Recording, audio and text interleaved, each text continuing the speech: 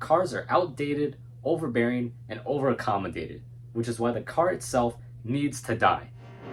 Evil has visited the earth in many forms. Now it returns as the car. Oh, hold on, I'm getting a call here. Just a second here. Hello? Oh, I gotta go somewhere. Be back.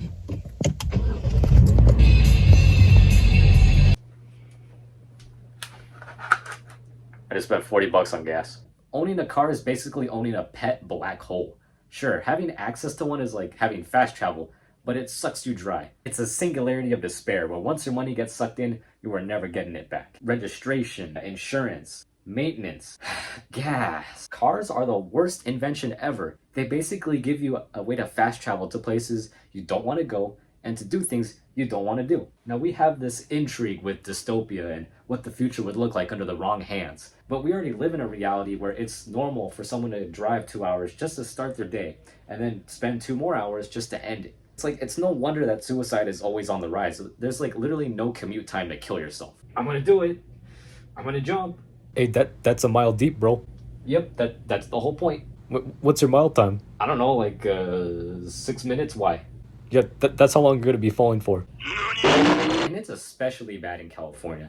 If you live in California and you don't have your license or access to a ride, you're basically sentencing yourself to probation. Just to further illustrate how bonkers it is to try to live in this state without a license, I'm going to tell you the story about how I got my license. It's a very wholesome, very inspiring story. It's probably going to be adapted into a movie. Gather around, everybody. This story begins all the way back in September of 2016. I had just started my senior year of high school, and I was already super late to get my license. I mean, I was 16 going on 17. I was just a lazy piece of crap. Doing homework and get my license, that's like extracurricular as far as I was concerned. I was just trying to get through high school at any percent. I'm not trying to 100% life. Laziness aside, I start in September doing driving school for 4 Saturdays in a row. Boring as hell. I pass that.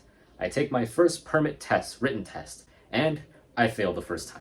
But Albert, it's just common sense. How do you fail the written test, dumbass? Second time, it's already November. Okay, finally I pass. So now, next thing I gotta do, because I'm not 18, I gotta take driving lessons behind the wheel, 3 months spaced apart. Anyways, by the time I take all the lessons and I'm eligible to take my behind the wheel driving test, it's already March of 2017. The spring trimester of my senior year has already started, and I still haven't taken my test yet.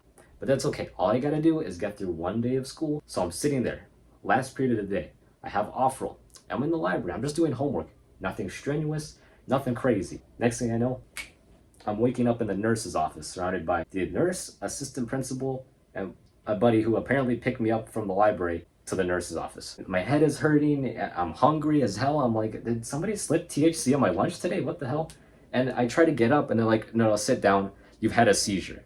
Oh. But the paramedics come, they take me to the hospital, and they tell me, look, you've had a seizure, and because of that, you have to take medications. And I was pretty bummed about that. I was kind of disappointed. I'm like, I was hoping this was just a one-time thing, but I ended up getting a lifetime subscription to network connectivity issues in my head. But in addition to the meds, they also tell me I can't drive for 6 months and that I need to update the DMV every 2 months that I have not had another seizure, and only after 6 months can I even think about applying for my license again. So everything I worked up to so far, my permit was gonna run out. I had to start from ground zero in 6 months. I was really mad, not just because I had to take meds and I had to go all these doctor's appointments, but also because that meant that in 6 months I would not have my license in time for my first semester of college. I couldn't take myself to school. So you know what that meant? On-campus housing, yay, college experience, yeah. That was my biggest goal of getting my license at that point, was so I didn't have to live on campus. I don't care about the college experience.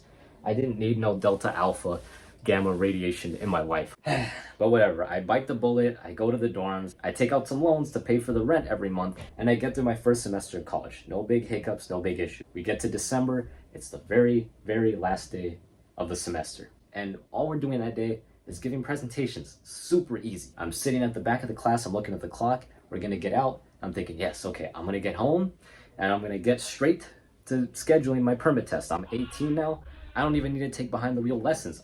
I'm good. Next thing I know, I'm waking up in the floor of the classroom. And again, just like last time, I'm waking up, my head hurts, I'm hungry, and I'm thinking, okay, maybe this time someone slipped something in my lunch. The paramedics come, they take me to the hospital. same spiel, blah blah blah. You gotta take more tests. You can't drive for 6 more months. At this point, it's December of 2017.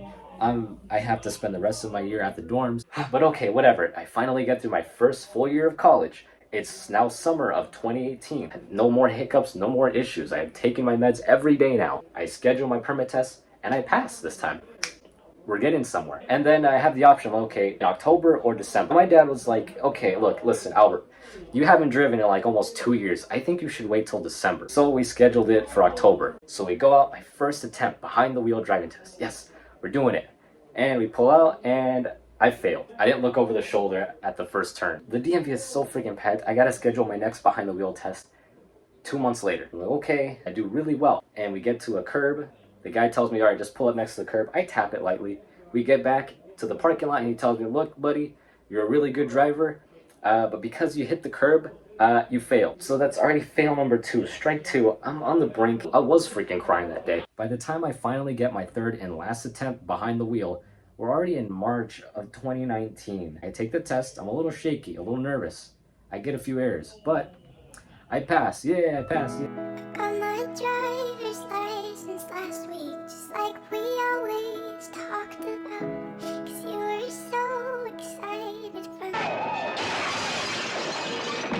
I started the process in September of 2016 just to get my license. Such a simple activity became like a 2.5 year roadblock. Having to live for 2.5 years without my license, I got a part-time job. My parents had to take me everywhere. It sucked. It really sucked. And I'm like, it shouldn't be like this.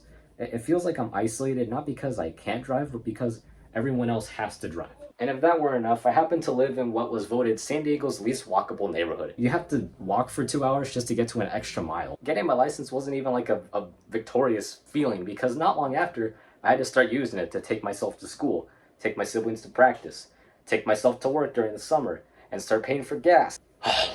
In California, there's kind of like 2 coexistences that it happen at the same time. And when combined, they kind of can be viewed as like the worst Nintendo Switch ever. You have docked mode, except you're stuck at home all day and you can't do anything unless someone can take you. No, I promise you I won't go out. Tell me what to do, baby. Hey, you need a ride somewhere? Like what? Or portable mode, where you can go anywhere, but you have to pay to do anything. And I hate seeing those signs up and down the freeways that are like, your tax dollars at work, rebuilding California.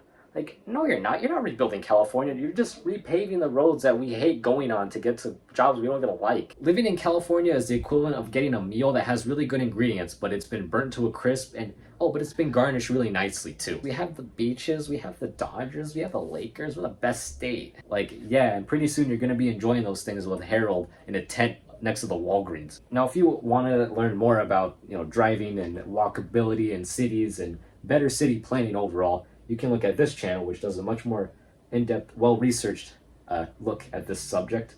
If you want more stupid stories from me, I'll make more in the future. So, thank you for watching. Nowhere to hide, no way to stop the car.